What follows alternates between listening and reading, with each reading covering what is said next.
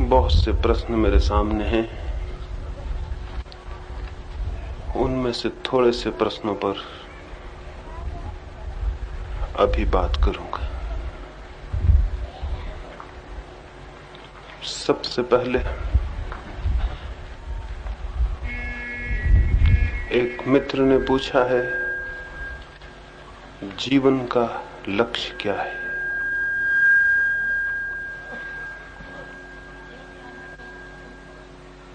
ये प्रश्न तो बहुत सीधा साधा मालूम पड़ता है,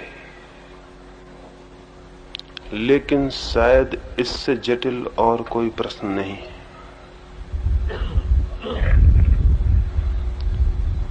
और प्रश्न की जटिलता यह है कि इसका जो भी उत्तर होगा वो गलत होगा। इस प्रश्न का जो भी उत्तर होगा वो गलत होगा। ऐसा नहीं कि एक उत्तर गलत होगा और दूसरा सही हो जाएगा। इस प्रश्न के सभी उत्तर गलत होंगे, क्योंकि जीवन से बड़ी और कोई चीज नहीं है जो लक्ष्य हो सके। जीवन खुद अपना लक्ष्य है।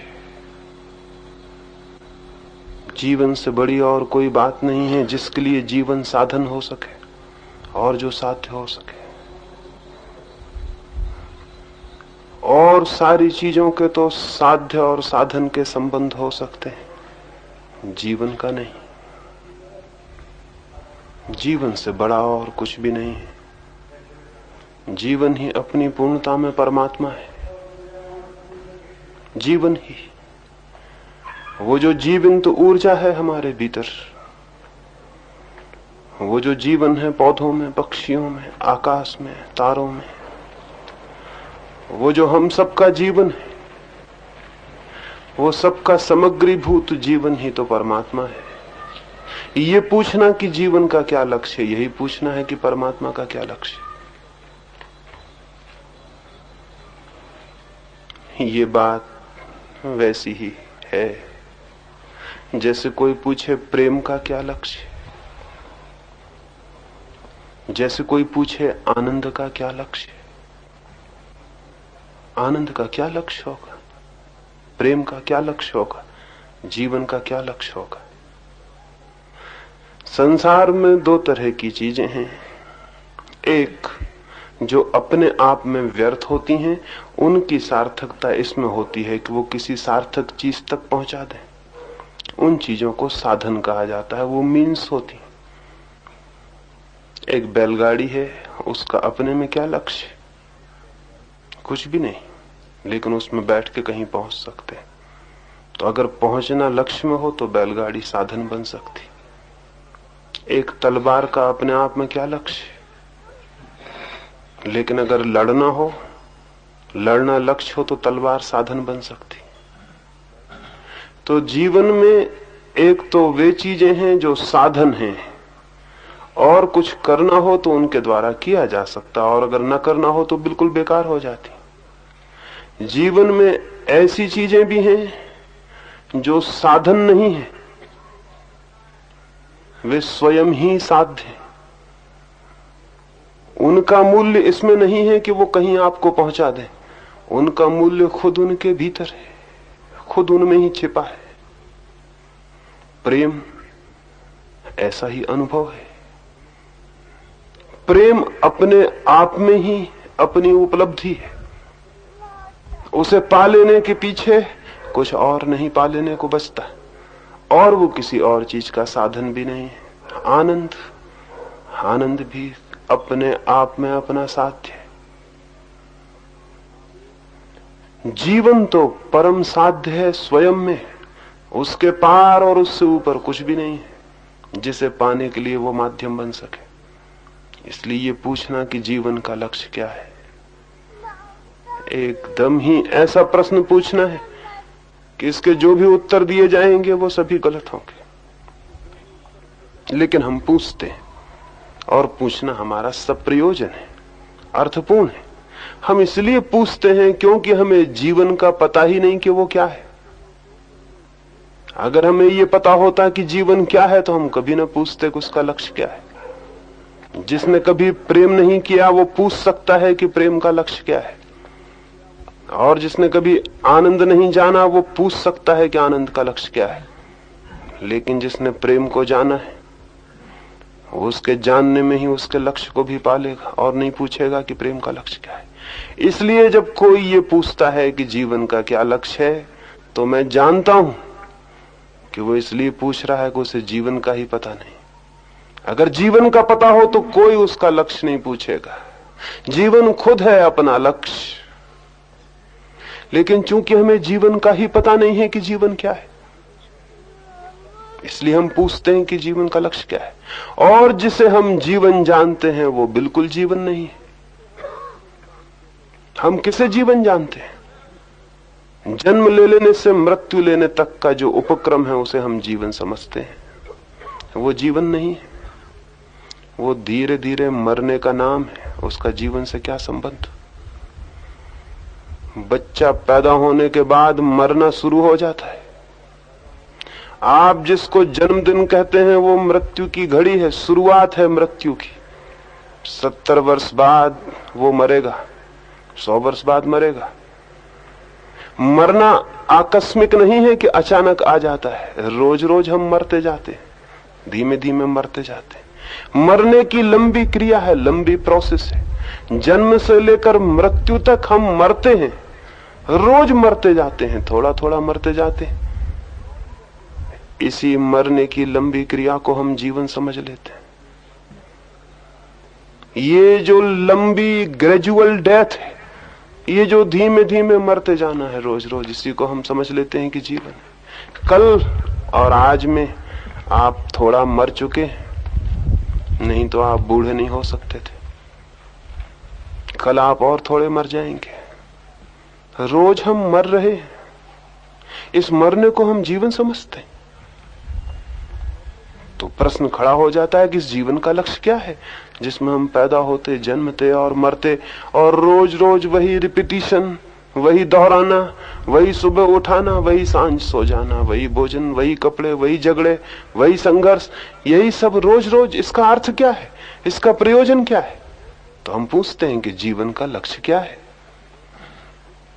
मैं आपसे पहली बात तो ये निवेदन कर दूं कि ये जीवन ही नहीं है जिसको आप जीवन कह रहे हैं, और इसका आप कोई भी लक्ष्य बना ले, वो कोई भी लक्ष्य इसको जीवन ना बना सकेगा। ये जीवन है ही नहीं। ये तो लंबी मरने की प्रक्रिया है, और इसीलिए तो इसे हम जीवन कहते हैं। लेकिन न तो इसमें हम आनंद को जान पाते हैं, न हम शांति को जान पाते, न हम प्रेम को जान पाते, न हम प्रकाश को जान पाते। कोई सौंदर्य का अनुभव जीवन में नहीं हो पाता। होगा कैसे? मरने की प्रक्रिया में होगा कैसे? मरने में होगा दुख, मरने में होगी पीड़ा, मरने में होगी चिंता, मरने में होगा अंधकार। रोज बढ़ता हुआ अंधकार जीवन को घेरता चला जाता।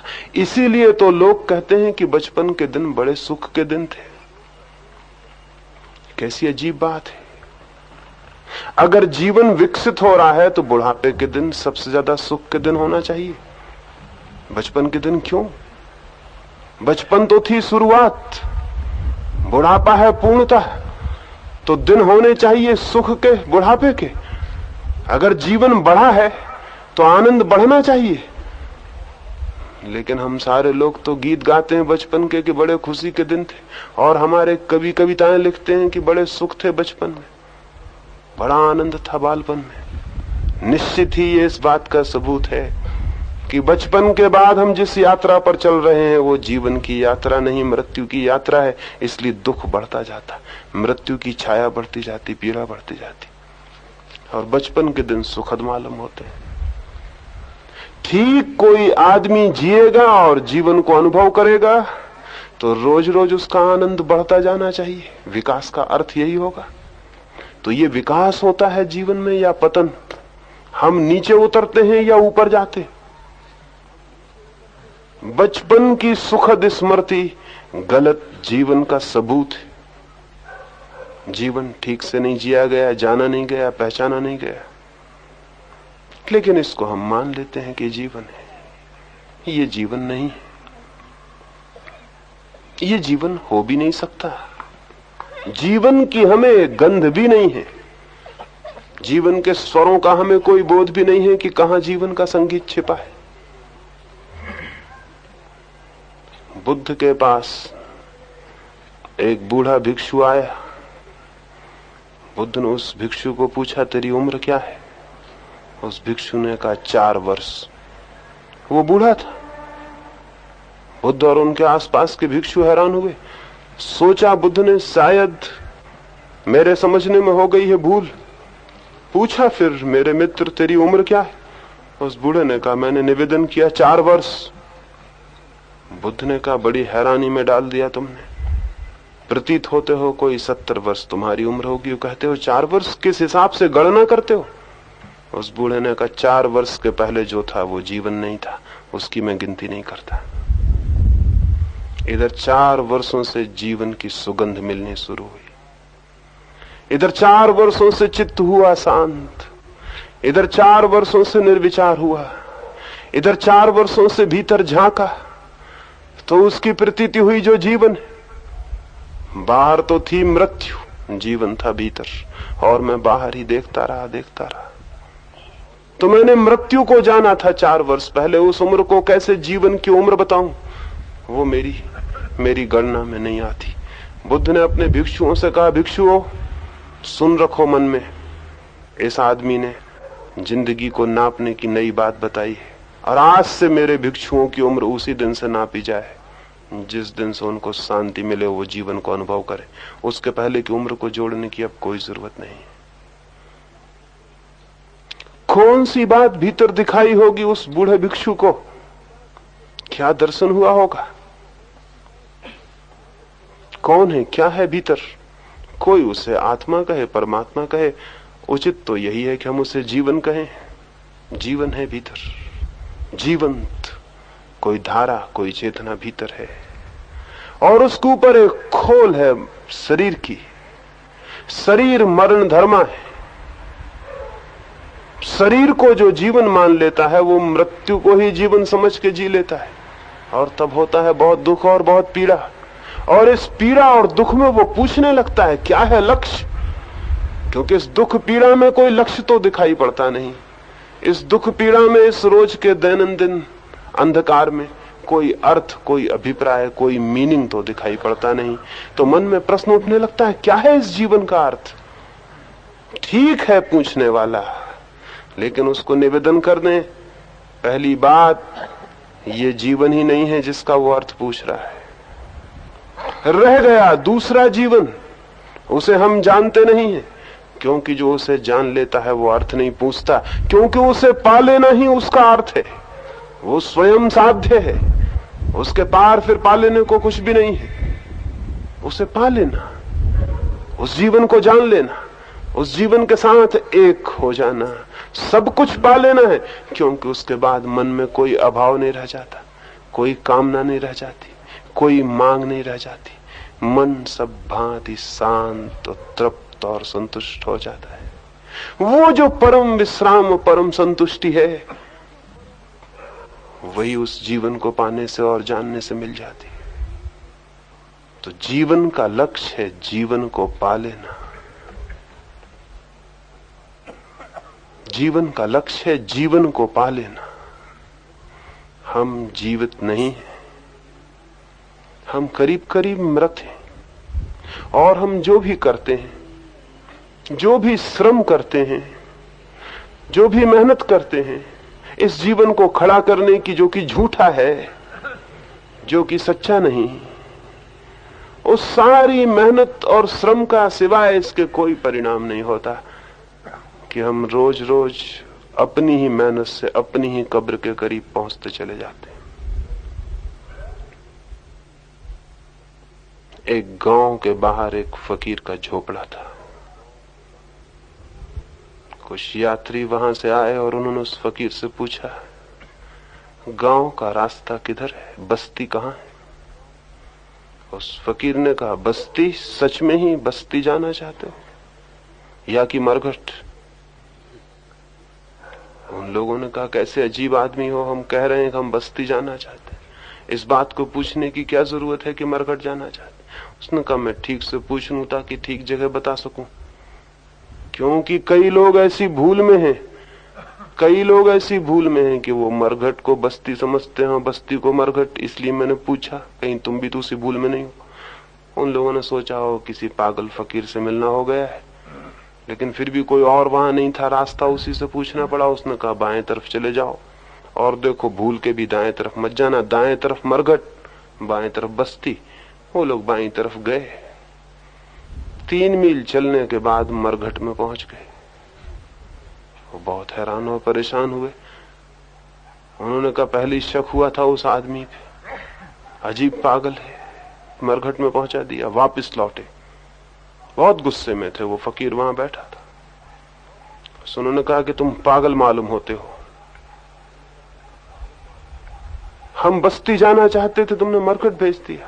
वो फकीर बोला, बहुत दिनों बाद मुझे खुद यह अनुभव हुआ है, जिसको तुम बस्ती कहते हो वो तो रोज उजड़ती, उसमें तो कोई रोज मरता, उसको मैं बस्ती कैसे कहूं। लेकिन जहां तक मरघट का सवाल है, वहां जो लोग बसे हैं वो कभी भी वहां से जाते नहीं, वहीं बसे। तो मैं मरघट को बस्ती कहता हूं और बस्ती को मरघट कहता हूं, क्योंकि वहां तो टिकटें लगी हुई हैं मरने वालों की। एक आज मरेगा, दूसरा कल, परसों तीसरा, रोज वहां कोई मरेगा। तो जहां रोज कोई मरता हो उसको कैसे बस्ती कहूं। मरघट से मैंने आज तक किसी को उजड़ते नहीं देखा, जाते नहीं देखा, मरघट से किसी को मरते नहीं देखा। जो मरघट में बस गया सदा के लिए, हमेशा के लिए, तो उसको मैं बस्ती कहता हूं। शायद ही उनकी समझ में आई हो बात कि वो फकीर क्या कहता था। हो सकता है आपकी समझ में आ जाए कि वो क्या कहता था। बहुत मुश्किल से ये बात समझ में आती, लेकिन ये बात सच है।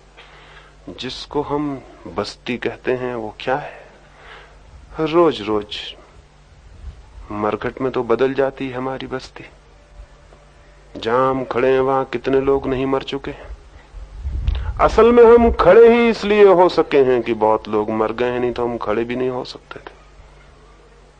हजारों लाशों पर एक एक आदमी खड़ा है।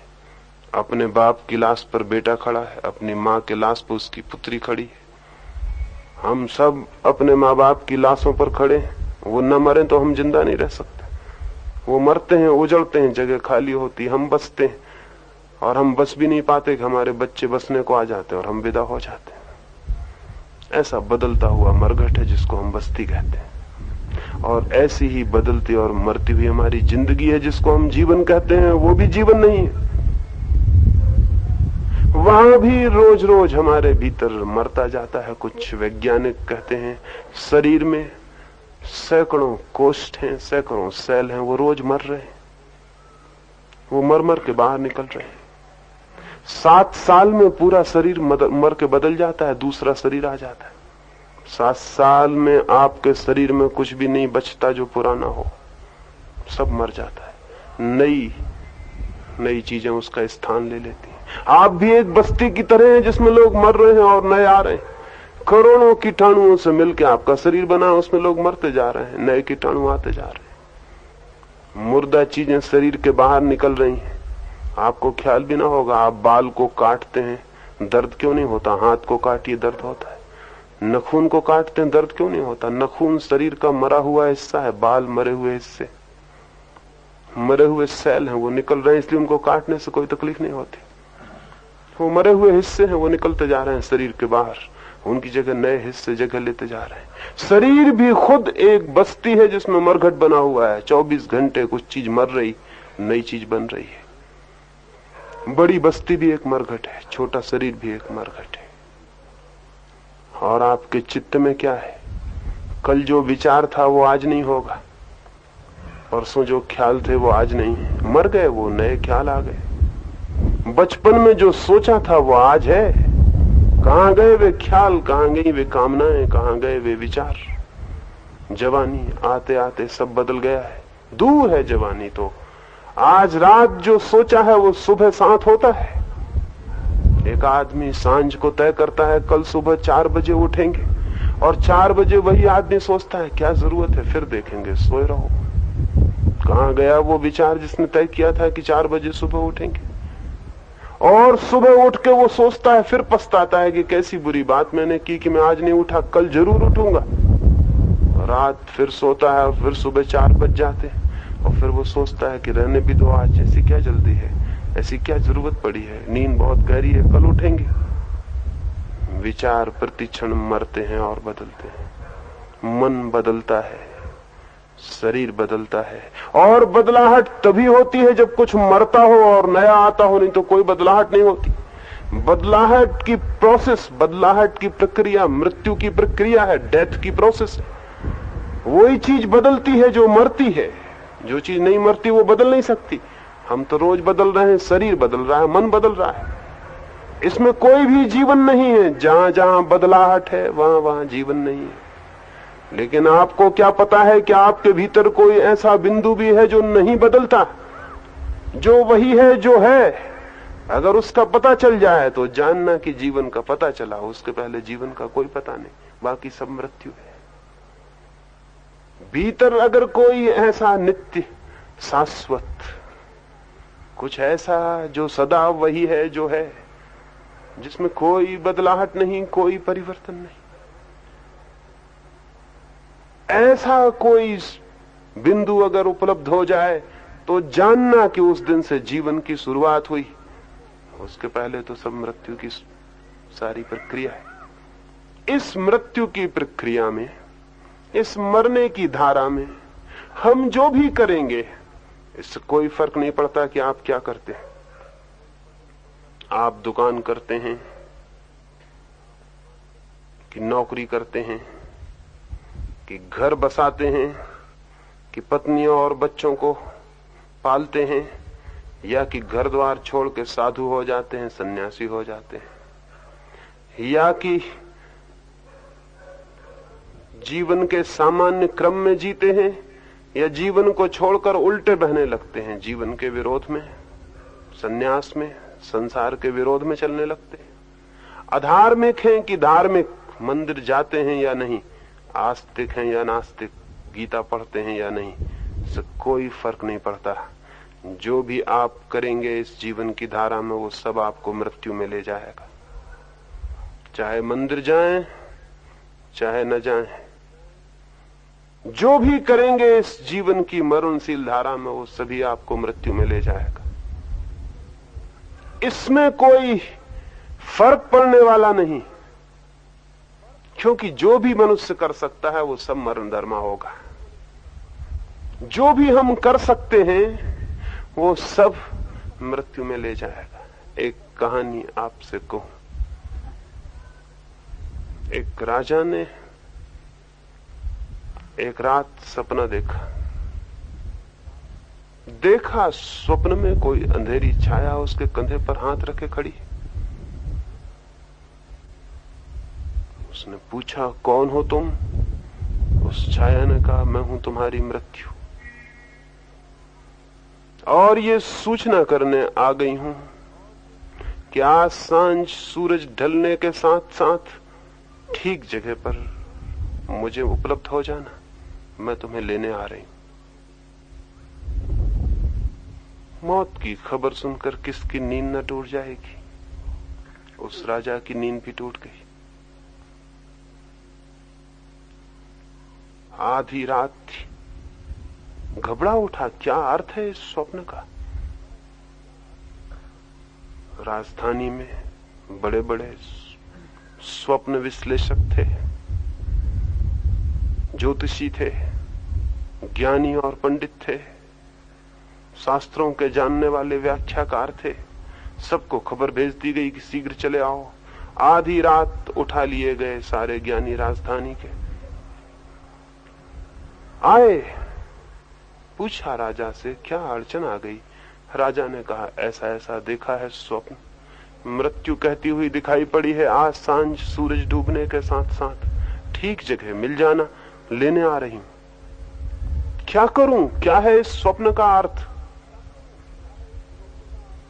वे पंडित अपनी किताबें साथ ले आए थे, जैसा कि पंडित सदा ही करते हैं, क्योंकि उनकी आत्मा अपने में नहीं होती, अपनी किताबों में होती। वो अपने शास्त्र बांधकर आ गए थे। उन्होंने अपने शास्त्र खोल लिए और अर्थ खोजने लगे। रात बीतने लगी, किसी ने एक अर्थ बताया तो दूसरे पंडित ने उसका खंडन किया, जैसे कि पंडितों की आदत है। जैसे कुत्तों की आदत होती है एक दूसरों पर भौंकने की, वैसे पंडितों की भी होती है। 10 पंडित इकट्ठे रखना एक उपद्रव करवा लेना है। एक उपद्रव हो जाए, झगड़ा हो जाए, हत्या हो जाए, कुछ भी हो सकता है। वे सब एक दूसरे का खंडन करने लगे, एक दूसरे के शास्त्र की निंदा करने लगे, एक दूसरे की व्याख्या को गलत बताने लगे। राजा बड़ा परेशान हो उठा। सांझ बहुत जल्दी हो जाएगी और इन पंडितों की व्याख्याओं का कोई अंत न दिखाई पड़ता था। इसमें से कोई निष्पत्ति, कोई निष्कर्ष निकलता हुआ दिखाई न पड़ता था। आखिर वो घबराया। सुबह हो गया, सूरज उगने लगा और पंडितों का विवाद बढ़ता जाता था। जब उन्होंने बात शुरू की थी तब तो कुछ साफ भी था, अब तो वो भी साफ न रहा था और उलझ गया था मामला। क्या था अर्थ, कुछ तय करना मुश्किल था। उनके शब्दों में और सिद्धांतों में बात और खो गई। राजा का एक वृद्ध नौकर था, उसने उसके कान में कहा, महाराज, इन पंडितों को कयामत तक भी निष्कर्ष मिलेगा इसकी कोई आशा नहीं। दुनिया का अंत आ जाएगा, ये निष्कर्ष ना निकाल पाएंगे। आज तक पंडित कोई निष्कर्ष निकाल पाए? आज तक किसी बात पर वे सहमत हो पाए? आज तक कोई नतीजा मिल सका है उनकी चर्चाओं और विवादों से? लेकिन इनके विवाद तो लंबे चलेंगे। सांझ जल्दी हो जाएगी, देर नहीं है। सूरज उग आया और जो सूरज उग आया है उसके डूबने में देर कितनी लगेगी? क्योंकि जो उग आया है वो डूब ही जाएगा। असल में उगने में ही डूबना शुरू हो गया है। सूरज ऊपर उठ रहा है। तो अच्छा होगा ये इन्हें व्याख्या करने दें। आपके पास कोई तेज घोड़ा हो तो लेके भाग निकले, इस घर से जितने दूर हो सके निकल जाएं। मौत ने संकेत स्पष्ट दिया है। इस घर में जहां मौत की छाया पड़ी हो और जहां मौत ने आके खुद सूचना दी हो कंधे पर रख के, वहां रुकना एक क्षण भी उचित नहीं है। राजा को बात समझ में पड़ी। पंडित अपना विवाद करते रहे। राजा भागा। उसके पास तेज घोड़ा था। तेज घोड़े पर बैठकर उसने यात्रा शुरू की। भागा वो प्राणों को छोड़कर।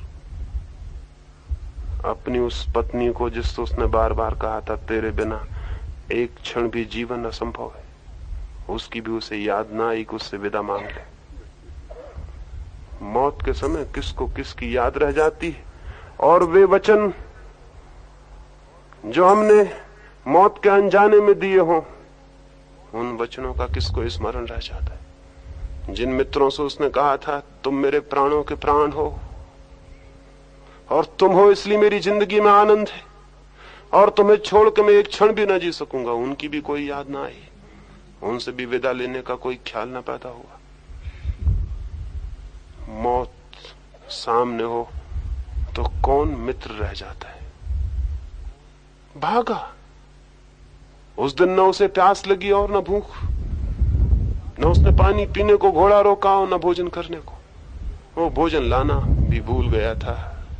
कुएं तो बहुत पड़े मार्ग पर, लेकिन उसे प्यास का ख्याल ही न था, और जिसे प्यास ही ना हो उसे कुएं से क्या मतलब। मौत थी सामने, मौत थी पीछे, मौत थी आगे, मौत थी ऊपर, मौत थी सब तरफ, और निकल जाना था। जरूर था तेज उसके पास घोड़ा, इसलिए विश्वास बड़ा था कि निकल जाएगा। कोई साधारण आदमी का घोड़ा नहीं था, कोई खच्चर नहीं था, राजा का घोड़ा था। राजा बड़ा था, उसके पास घोड़ा भी बड़ा था। सोचा कि मेरा तेज घोड़ा अगर नहीं ले जा सकेगा तो कौन ले जाएगा, इसलिए निश्चिंत था, हिम्मत से डटा था घोड़े पर। सांझ होते होते वो सैकड़ों मील दूर निकल गया। सूरज ढलने को आ गया था। जो उगता है वो ढलता भी है, उस दिन भी सूरज ढलता ही, ढलेगा ही। ऐसा तो कोई दिन होता नहीं कि सूरज न ढले, तो उस दिन भी ढला। राजा ने घोड़ा एक वृक्ष से बांधा, एक बगीचे में, एक गांव के बाहर। सूरज की आखिरी किरण नीचे डूबने लगी। वो घोड़ा बांध भी नहीं पाया था कि उसे एहसास हुआ कि कोई उसके कंधे पर हाथ रखे खड़ा है। पीछे लौट कर देखा, वही छाया। वही सपना, वही रात की मौत खड़ी थी। वो तो घबराया, उसके तो प्राण कब गए। क्या इतनी दौड़ धूप व्यर्थ हो गई? क्या ये दिन भर का परिश्रम और दिन भर की भूख प्यास सब उसे याद आ गई। और उसने कहा, तुम कौन हो? मौत ने कहा, सुबह तुम्हें मिली थी, इतनी जल्दी भूल गए?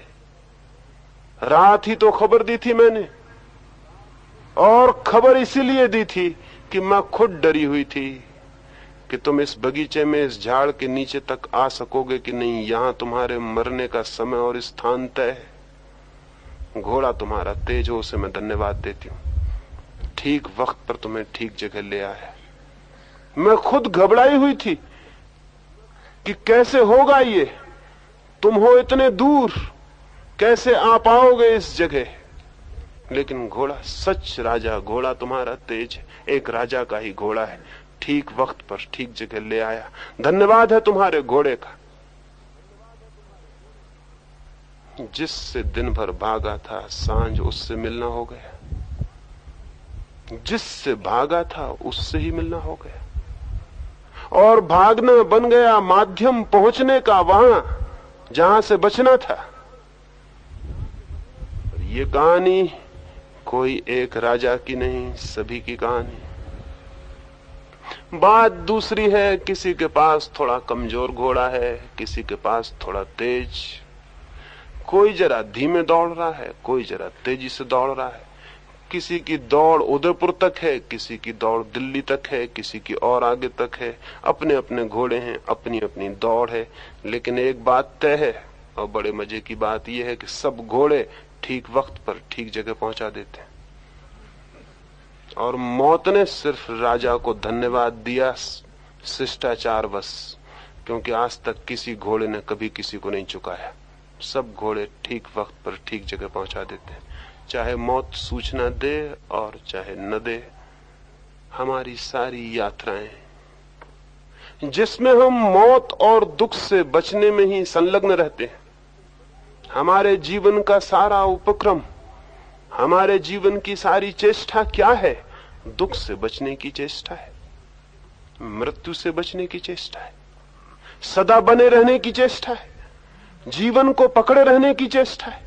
सारे जीवन उपक्रम क्या है हमारा? हमारी आकांक्षा क्या है? दुख से बच जाएं, मृत्यु से बच जाएं, बुढ़ापे से बच जाएं, जीवन बना रहे, सदा और सदा जीवन बना रहे। यही हमारी आकांक्षा है।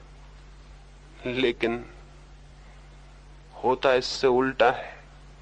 पहुंचते हैं दुख में, पहुंचते हैं बुढ़ापे में, पहुंचते हैं मृत्यु में। ये हमारी आकांक्षा ही रह जाती है। जो फलित होता है वो ये कि उस दरख्त के नीचे हम पहुंच जाते हैं जहां काली छाया कंधे पर हाथ रख देती। जीवन भर की खोज का अगर ये परिणाम है, और अगर जीवन भर की ये निष्पत्ति है, तो क्या इसे हम जीवन कहें? जिस जीवन में अंत में मृत्यु के फूल लग जाते हों, क्या उसे हम जीवन कहें?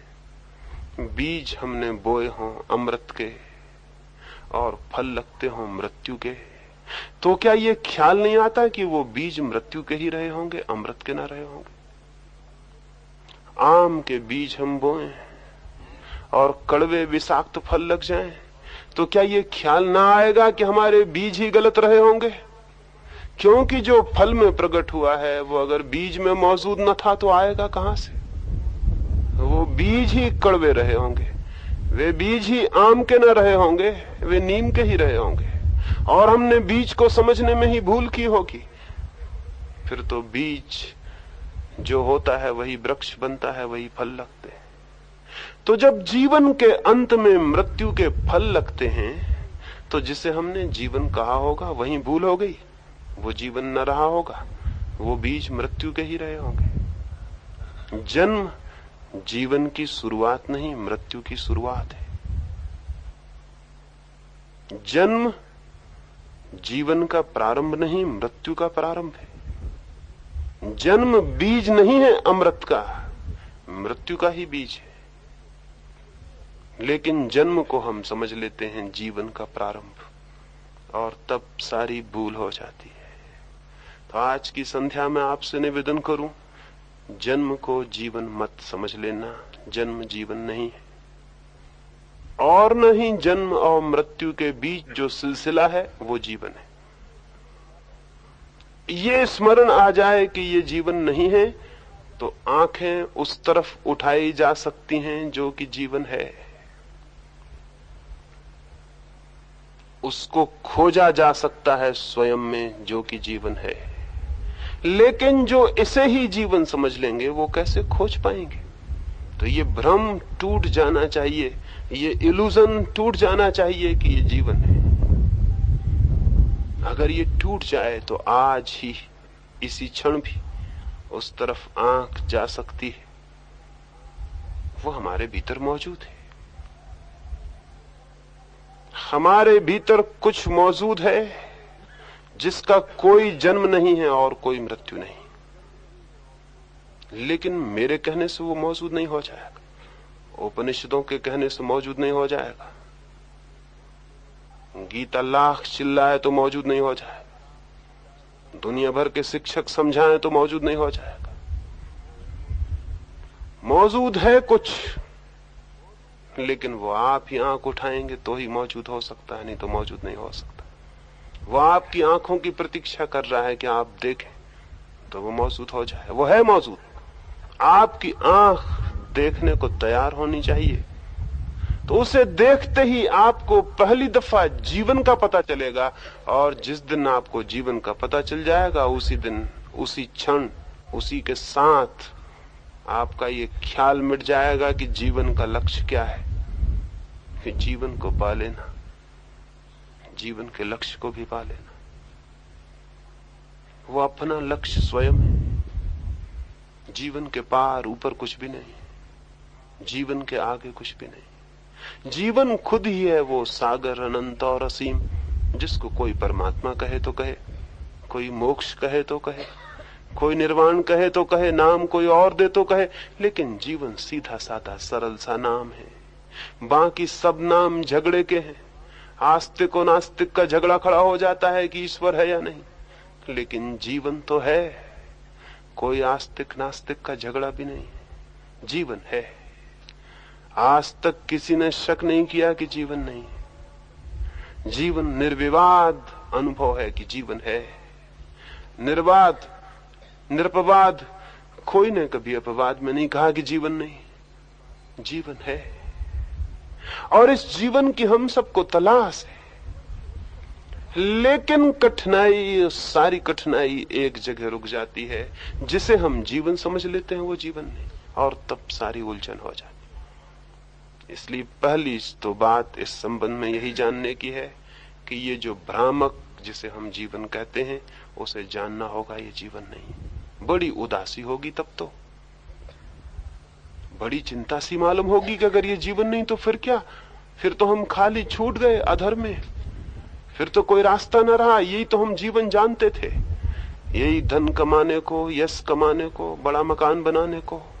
मैं इनकी निंदा नहीं कर रहा हूं, मेरे मन में किसी चीज की कोई निंदा नहीं है, लेकिन इनको ही जीवन समझने को मैं गलती कह रहा हूं। जरूर मकान बनाएं, जरूर खोज करें जीवन की, जरूर ये सब जो चल रहा है, लेकिन इसे जीवन ना समझ लें तो बस, अगर ये जीवन समझ में ना आए तो आपके भीतर एक खोज जारी रहेगी उसकी खोजने की, जो कि जीवन है। इसे हम जीवन समझ लेते हैं, इसलिए वो खोज बंद हो जाती है। अगर ये भ्रम टूट जाए कि जीवन है तो उसकी खोज शुरू होगी। और वो खोज कैसे शुरू होगी, कैसे और क्या हो सकता है, उसकी ही हम चर्चा कर रहे हैं। इधर आने वाले 2 दिनों में उसकी ही बात होगी कि वो जीवन कैसे जाना जा सकता है। तो इस प्रश्न के उत्तर में फिर से मैं दोहरा दूं, जीवन का कोई लक्ष्य नहीं जीवन के सिवा है। जीवन की पूर्णता, जीवन का पूरा अनुभव, जीवन का पूरा आनंद, जीवन का पूरा सौंदर्य विकसित हो जाए, जैसे कोई फूल खिल जाए, पूरा खिल जाए, तो लक्ष्य पूरा हुआ। वैसे ही जीवन पूरा खिल जाए तो लक्ष्य पूरा हुआ, उसके पार और कोई लक्ष्य नहीं, और कोई लक्ष्य नहीं है। तो ये जीवन की इस पूर्णता को खिलावट के लिए, इसके पूरे फूल के खिल जाने के लिए क्या किया जाए, उसकी तो हम बात करेंगे। एक बात तो ये की ही जाए जो मैंने कही कि खोज जारी रखी जाए कि जिसे हम जीवन समझ रहे हैं कहीं वो झूठा सिक्का तो नहीं है। क्योंकि जो लोग झूठे सिक्कों को असली समझ लेते हैं उनके असली सिक्के की खोज बंद हो जाती है, वो झूठे को ही ढोते रहते हैं। एक बार ऐसा हुआ, दो साधु एक घने जंगल से निकलते थे। गुरु था और उसका शिष्य था, वृद्ध साधु था और एक युवा साधु था। वृद्ध साधु ने अपने कंधे पर एक झोली टांग रखी थी, कोई बजनी चीज उसमें लटकी हुई मालूम पड़ती थी। जंगल आ गया और रात उतरने लगी, अंधेरी रात, निर्जन वन, बीहड़ रास्ता, कोई मार्ग पर दिखाई न पड़े। तो उस वृद्ध गुरु ने अपने युवा शिष्य से पूछा, बेटे जंगल में कोई डर तो नहीं है, कोई भय तो नहीं? उस युवक को बड़ी हैरानी हुई, आज तक कभी उसके गुरु ने यह न पूछा था कि कोई भय तो नहीं, सन्यासी को भय कैसा, और जंगल में भी भय कैसा, मृत्यु भी आ जाए तो भय कैसा, फियर कैसा, क्या बात है? चिंतित हुआ। उसने कहा कि क्या भय की बात है, कोई भय की बात तो नहीं। और आगे बढ़े और रास्ता भीड़ होता गया, रात और उतरती गई और सन्नाटा और सुनसान। वो गुरु ठिठक गया और उसने कहा कि कुछ पता लगाया तुमने, पूछ लिया था, कोई भय तो नहीं है? वो युवक और हैरान हुआ, बहुत परेशान हुआ।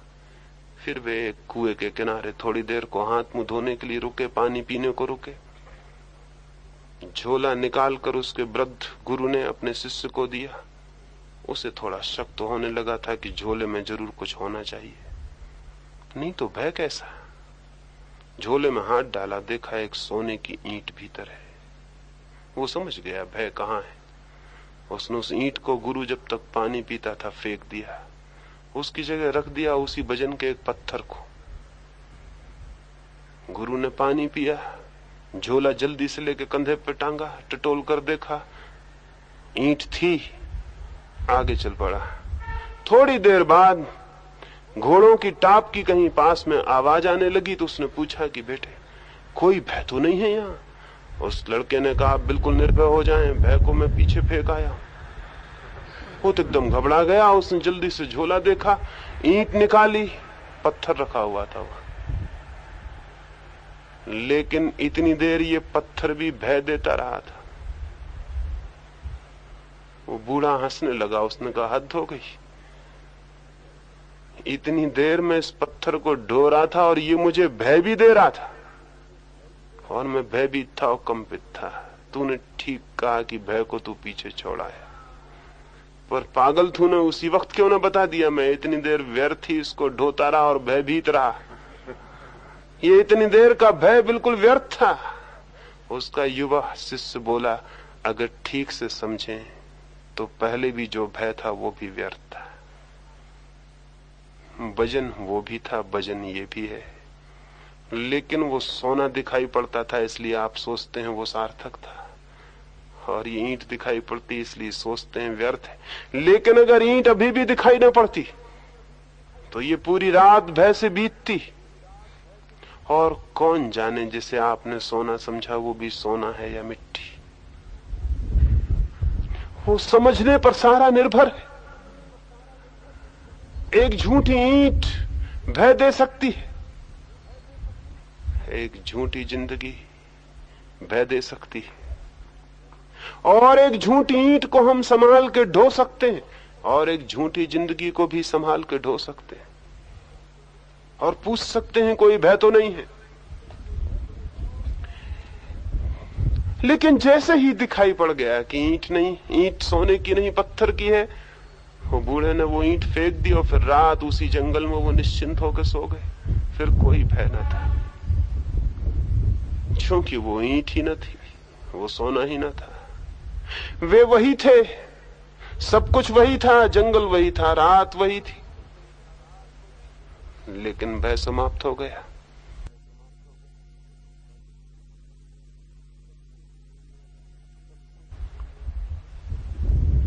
सब कुछ यही होगा, यही रातें, यही दिन, यही लोग, यही जमीन, यही सब कुछ होगा। लेकिन आपको अगर दिखाई पड़ जाएगी जिसे हम जिंदगी जानते थे वो जिंदगी नहीं, तो सब बदल जाएगा, सब और हो जाएगा, और तब दिखाई पड़ेगा और ज्ञात होगा क्या है जीवन, और तब उसका अर्थ और लक्ष्य भी दिखाई पड़ेगा और ज्ञात होगा। इस संबंध में इतनी ही बातें अभी कहूं, और तो हम और जीवन की खोज में विचार करेंगे। एक दो और छोटे प्रश्न में उनकी चर्चा करूंगा। एक और प्रश्न पूछा है मित्र ने। मैं कहता हूं मौलिक चिंतन करना चाहिए, सोचना चाहिए। तो उन्होंने पूछा है कि क्या सभी लोग मौलिक चिंतन कर सकते हैं?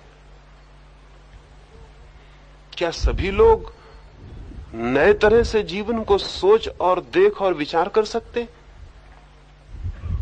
उन्हें तो अतीत के अनुभवों का आधार लेना पड़ेगा, उन्हें तो सहारा लेना पड़ेगा, उन्हें तो उधार विचारों को संपदा बनानी पड़ेगी, तो ही वो विचार कर सकेंगे। तो उन्होंने पूछा है कि क्या सभी अतीत के विचारों का सहारा छोड़ना चाहिए, और क्या ये संभव है कि हम सभी मौलिक विचार कर सकें?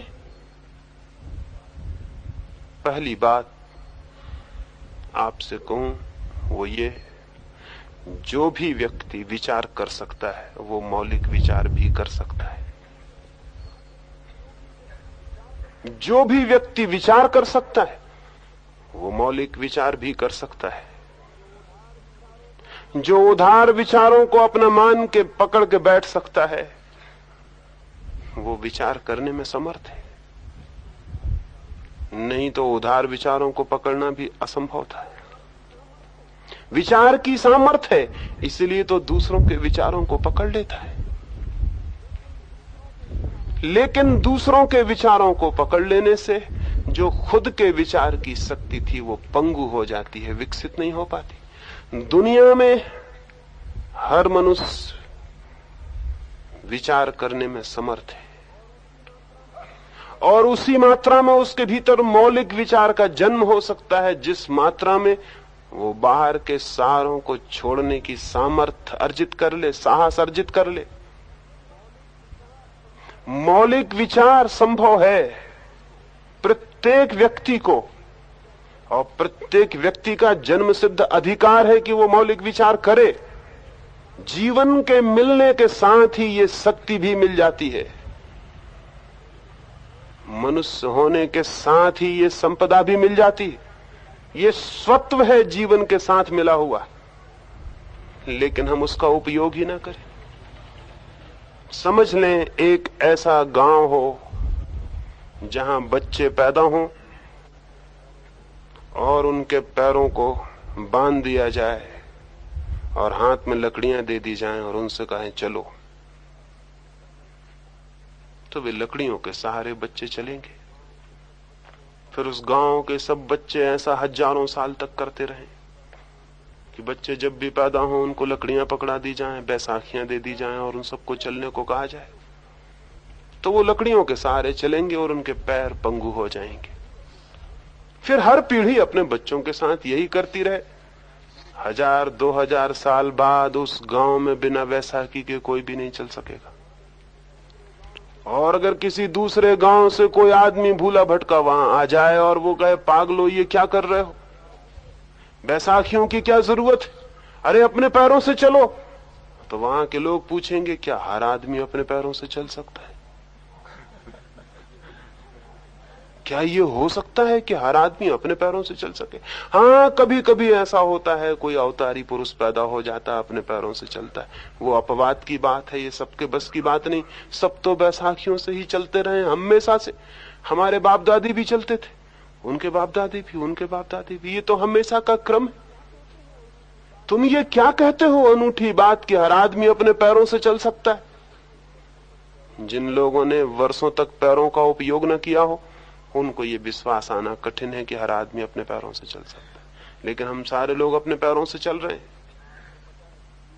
क्या आपको पता है चीन में हजारों वर्ष तक स्त्रियों के पैर में लोहे के जूते पहनाए जाते रहे। छोटा पैर सुंदर होता है ऐसा उनका ख्याल था।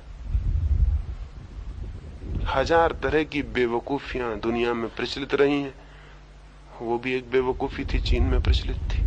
फलानी चीज सुंदर होती है, बस ये ख्याल प्रचलित हो जाए तो कोई सोचता तो है नहीं, सोचने का तो कोई सवाल नहीं। तो चीन में हजारों वर्ष तक बच्चियां पैदा होंगी और उनके पैरों में लोहे के जूते पहना दिए जाएंगे ताकि उनके पैर बड़े ना हो सके। छोटा पैर सुंदर और खूबसूरत होता है।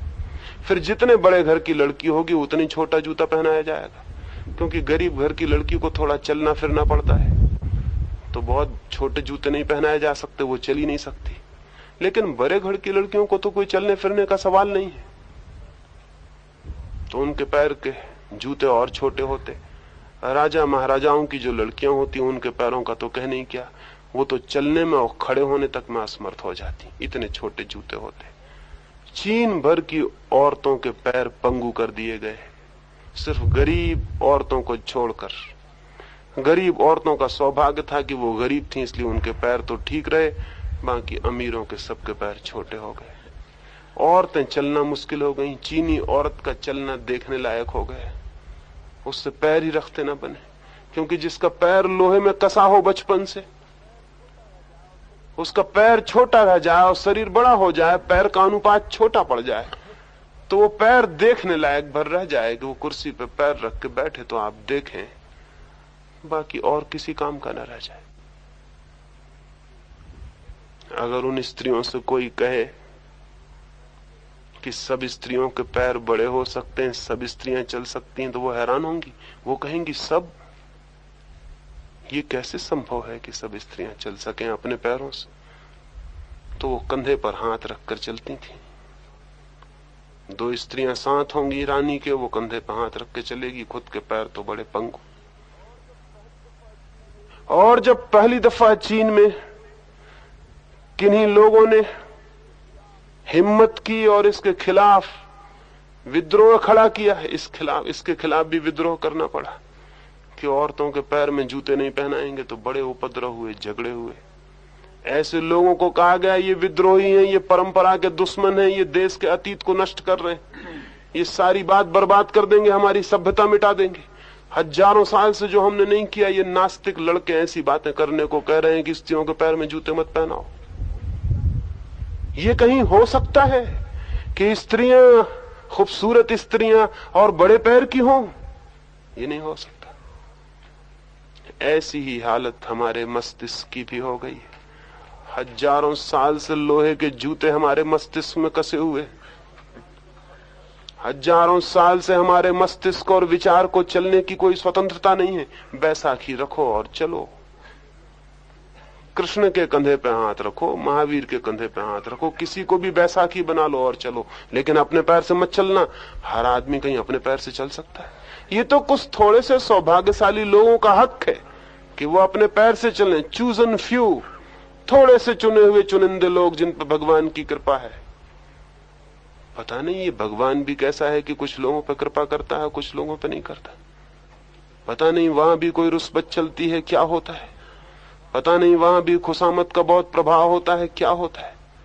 तो कुछ चुने हुए लोग कर सकते हैं विचार, सब नहीं कर सकते। ये पागलपन सिखाया गया, इसका परिणाम ये हुआ कि मस्तिष्क पंगु हो गए, चलने की सामर्थ्य विवेक ने खो दी। तो निश्चित ही आज ये बात लगती है, आज हजारों साल के बाद अगर कोई कहे कि हर आदमी मौलिक रूप से सोच सकता है, तो हमें विश्वास नहीं पड़ता। ये स्वाभाविक है। ये स्वाभाविक इसलिए नहीं है कि ये हमारा स्वरूप है, बल्कि इसलिए कि हजारों साल की हमारी आदत है। और आदत के खिलाफ सोचना बड़ी हिम्मत की बात है, कई कारणों से। क्योंकि आदत आसान होती है और तोड़ना कठिन होता है। एक आदमी सिगरेट ही पीने लगता है तो तोड़ना मुश्किल होता है। एक बिल्कुल बेवकूफी की आदत है जिसमें कोई भी मतलब नहीं है, एक रत्ती भर मतलब नहीं है, और कभी दुनिया अगर समझदार हुई तो हैरान होगी कि ऐसे पागल लोग भी थे पहले जो मुंह में धुआं खींचते थे और निकालते थे। बड़ी हैरान होगी। और अरबों करोड़ों रुपया खर्च करते थे इसमें धुआं खींचने और निकालने में। तो बच्चे भविष्य में सोचेंगे कि हमारे माँ बाप या तो पागल थे या क्या खराबी थी, क्योंकि ये कल्पना भी उनके नहीं आ सकेगी कि ऐसे लोग भी थे जमीन पर जो धुआं पहले अंदर खींचते फिर बाहर निकालते और इसमें पैसा खर्च करते और इससे बीमार होते, इससे परेशान होते, इससे अस्पताल में जाते और उनके डॉक्टर घोषणाएं करते कि कैंसर हो जाएगा, फला हो जाएगा। वो सब सुनते और फिर भी पीते, और जो डॉक्टर ये कहते वो भी पीते। तो किसी न किसी दिन मनुष्य जाति में कोई ना कोई पीढ़ी ये विचार तो करेगी कि ये लोग कुछ गड़बड़ रहे होंगे, ये पागल रहे होंगे। क्या है इसमें? क्या होने जैसी बात है इसमें? लेकिन इसको भी छोड़ना कठिन है। इस निहायत एब्सर्ड, जिसमें कोई तुक, कोई संगति नहीं, कोई अर्थ नहीं, उसे छोड़ना भी कठिन है। प्राण निकल जाए उसे छोड़ना कठिन है। उत्तर ध्रुव के पास 1930 में यात्री गए, पहले यात्री। उनका जहाज फंस गया और 15 दिन तक निकल नहीं सका, तो उनका राशन चुक गया। लेकिन राशन के चुकने से कठिनाई न हुई, वो भूखे रहने को राजी थे। लेकिन सिगरेट चुक गई और तब एक तूफान आ गया उस जहाज में। बिना सिगरेट के रहना असंभव था। लोग सुस्त पड़ गए, लोग आंखें बंद करके पड़ गए, लोग रोने लगे, चिल्लाने लगे कि हमें कोई न कोई तरह। आखिर हालत यह हो गई कि जहाज की रस्सियां काट के लोग पी गए और कैप्टन परेशान हो गया कि तुम जहाज की रस्सियां काटे दे रहे हो, कल जब हम निकलेंगे तो जहाज चलने योग्य न रह जाएगा। उन्होंने कहा कल की कल पे छोड़ो, अभी तो हमको धुआं चाहिए। अब बचे या मरे, लेकिन मरेंगे तो भी कम से कम धुआं पीते हुए मरेंगे, ये तो राहत रहेगी। अब हम रुक नहीं सकते। वो जहाज की रस्सियां काट के पी गए। जहाज मुसीबत में पड़ गया। बड़ी मुश्किल से उस जहाज को लाया जा सका, क्योंकि जहाज के लोग ही रस्सियां चोरी से काट काट के पी रहे थे। तो ये हमको हंसी आती, और हमको हंसी इसलिए आती है कि शायद हमको ख्याल नहीं कि हम भी बहुत सी ऐसी आदतों के बीमार होंगे जिन पर दूसरों को भी ऐसी हंसी आए। ये हो सकता है आप सिगरेट ना पीते हो इसलिए मजे से हंस रहे हो, सोचते हो बगल वाला अच्छा मुश्किल में पड़ गया जो पीता है। लेकिन आपकी भी ऐसी आदतें होंगी। इससे कोई फर्क नहीं पड़ता कि सिगरेट पीते हैं, इससे कोई फर्क नहीं पड़ता। एक आदमी सुबह से बैठ के भगवान के सामने घंटी बजाता है, सिगरेट पीने से कोई भिन्न आदत? कोई फर्क है इसमें? कोई समझदारी है इसमें? क्या आप एक घंटी बजा रहे हैं भगवान के सामने बैठे हो? अगर थोड़ा निष्पक्ष हो सोचेंगे तो हैरान हो जाएंगे, मैं ये कर क्या रहा हूं? इस घंटी बजाने से क्या संबंध? इससे क्या अर्थ? एक आदमी टीका लगा रहा है सुबह से, इसमें कोई अर्थ है? सिगरेट पीने से कोई भिन्न बात? और टीका लगा के समझ रहा है कि मैं धार्मिक हो गया। कम से कम सिगरेट पीने वाला ये तो नहीं समझता कि मैं धार्मिक हो गया। एक आदमी तिलक लगा लेता, समझता हम धार्मिक हो गए। एक आदमी जनेऊ बांधे हुए, कमर से रस्सी बांधे हुए, सोचता हम धार्मिक हो गए। ये कोई भिन्न बातें हैं? अगर आपका जनेऊ तोड़ दिया जाए तो ऐसा लगेगा जैसे प्राण निकल गए। एक साधु से मैं बात कर रहा था, वो मुंह पे पट्टी बांधे हुए थे, मैंने उनकी पट्टी खींच ली। वो ऐसे घबरा गए कि जैसे मैंने उनकी आत्मा ले ली हो। मैंने उनसे कहा हद हो गई, आप तो कहते हैं मैं शरीर नहीं आत्मा हूं, और ये पट्टी के खींच लेने से आप इतने घबरा गए कि जैसे आपके प्राण निकल गए हो। ये पट्टी, उन्होंने जल्दी से पट्टी वापस ली, बांध ली। जब तक उन्होंने बांध न ली तब तक वो इतने बेचैन थे। बांध के वो निश्चिंत हुए और मुझसे बोले आपने भी हद कर दी, एकदम से आपने खींच ही ली मेरी पट्टी। ये सिगरेट पीने से कोई भिन्न बात है? इसमें कोई फर्क है? जड़ता वही है। हमारा माइंड इडियोटिक है, मूड है, और उस मूड मन में ऐसी हमने हजार जड़ताएं इकट्ठी कर रखी। इनको छोड़ना मुश्किल है। तो मैं तो आपसे कह रहा हूं मौलिक चिंतन करो। और हजारों साल की गुलामी यह है कि हमने चिंतन कभी किया ही नहीं। हम तो हमेशा विश्वास करते हैं, कोई कह दे और हम मान लेंगे, कोई कह दे कि ये सच है और हम मान लेंगे, और जितने जोर से कह दे उतने जल्दी मान लेंगे। जितनी ताकत से घूंसा बजा के कह दे और जल्दी मान लेंगे, और कह दे कि मैं भगवान हूं तो हम और भी जल्दी मान लेंगे कि जब भगवान खुद ही कह रहा है तो फिर शक करने का कोई कारण नहीं। इसलिए जो आपको मनवाना चाहते हैं वो जरूर ये घोषणा करते हैं कि मैं भगवान हूं, कोई कहता मैं तीर्थंकर हूं, कोई कहता है कि मैं ईश्वर का पुत्र हूं, कोई कहता मैं अभी जमीन पर 300 आदमी हैं इस वक्त जो ये कहते हैं कि हम भगवान। एक दफे तो एक मेले में मैं गया, 3 आदमी वहीं मौजूद थे जिनको ये ख्याल है कि हम भगवान। एक ने तो अपना नाम श्री भगवान ही रख छोड़ा। एक ही मेले में 3 थे और एक ही साथ भगवान 3 हो नहीं सकते, इसलिए हर एक बाकी 2 की निंदा कर रहा था कि वो झूठे, असली में 300 आदमी हैं अभी जमीन पर जिनके दिमाग में ये खराबी, वो समझते हैं हम भगवान, और बाकी 299 की वो निंदा करते हैं, सिवाय इसके कोई उनके पास काम भी नहीं, क्योंकि वो सब गलत है। एक दफा ऐसा हुआ बगदाद में, एक आदमी ने ये घोषणा कर दी कि मैं पैगंबर हूं। अब मुसलमान ये बर्दाश्त नहीं कर सकते, मोहम्मद के बाद किसी को वो पैगंबर होने देने की आज्ञा नहीं देते। असल में हर धर्म बंद कर देता दरवाजा, नए पैगंबरों के लिए गुंजाइश नहीं छोड़ता, क्योंकि नए पैगंबर खतरनाक हो सकते। महावीर 24 में तीर्थंकर, अब उसके बाबत आगे 25वां तीर्थंकर अगर कोई कहे तो जैनी उसके दुश्मन हो जाएंगे कि रोको इसको, 25वां नहीं हो सकता कोई, 24 मामला खत्म। क्योंकि अगर 25 में कुछ गड़बड़ बातें कहने लगे, 25 में टाई बांधने लगे तो फिर क्या करो, फिर इसको करो क्या? तो फिर महावीर से जो नग्न रहे उनके साथ इसका मेल कैसे बिठाओ? तो इसलिए झंझट में पड़ो ही मत, नए का दरवाजा बंद। तो मुसलमान भी नहीं मानते कि मोहम्मद के बाद किसी पैगंबर की जरूरत, फिर जरूरत भी क्या? वो कहते हैं कि मोहम्मद ने सारी बात लाके बता दी, अब आगे बताने को है क्या?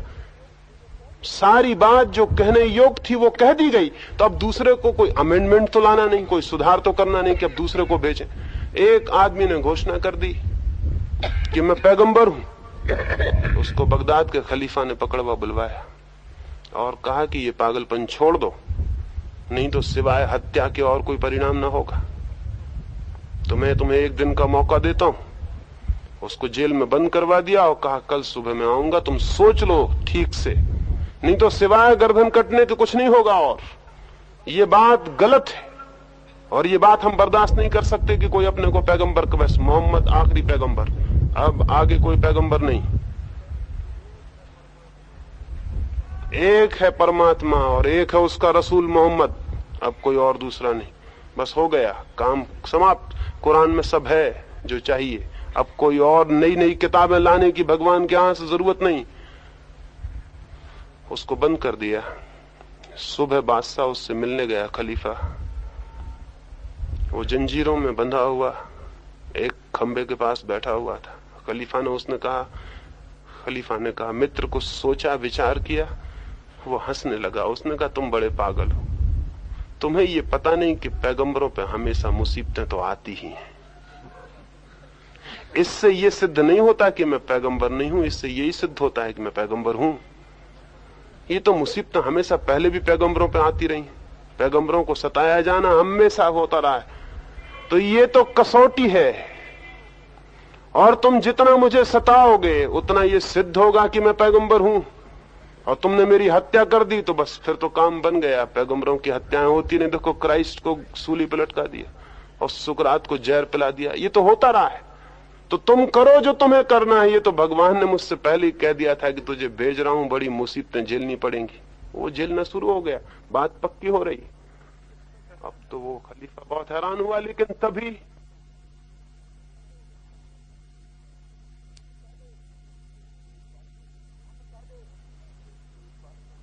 कह दे हम विश्वास कर लेते हैं। हम विश्वास करने के आदी हो गए।